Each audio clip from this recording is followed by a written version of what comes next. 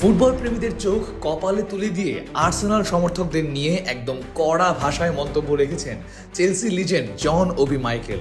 Vinicius জুনিয়রকে গানার্সদের দলে ফেরানোর গুঞ্জন নিয়ে কথা বলতে গিয়ে তিনি শুনিয়েছেন এক চরম বাস্তবতার বাণী। ওবি মাইকেলের সাফ কথা, আর্সেনাল ভক্তরা আসলে ঠিক কিসের আশায় বুক বাঁধছেন তা তার বোধগম্য নয়। 22 বছর পর হঠাৎ একটা প্রিমিয়ার লিগ ট্রফি বা কিছুটা প্রতিযোগিতায় এসেই যদি কেউ মনে করে তারা রাতারাতি ইউরোপের বড় দলগুলোর সমকক্ষ হয়ে গেছে, তবে তারা বোকার স্বর্গে বাস করছে।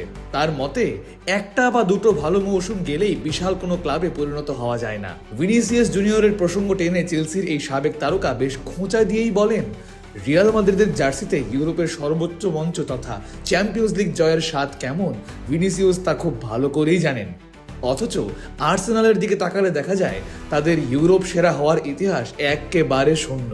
যেখানে রিয়াল মাদ্রিদের মতো ক্লাব বর্তমানে ফুটবলের রাজা এবং ভিনিসিয়াস সেখানে নিয়মিত ট্রফি জিতছেন, সেখানে একজন শীর্ষমানের তারকা কেন নিজের বর্তমান ঠিকানা ছেড়ে আর্সেনালের মতো শূন্য ঝুড়ির ক্লাবে নাম লেখাতে যাবেন? এমন প্রশ্নই রেখেছেন ওবি মাইকেল।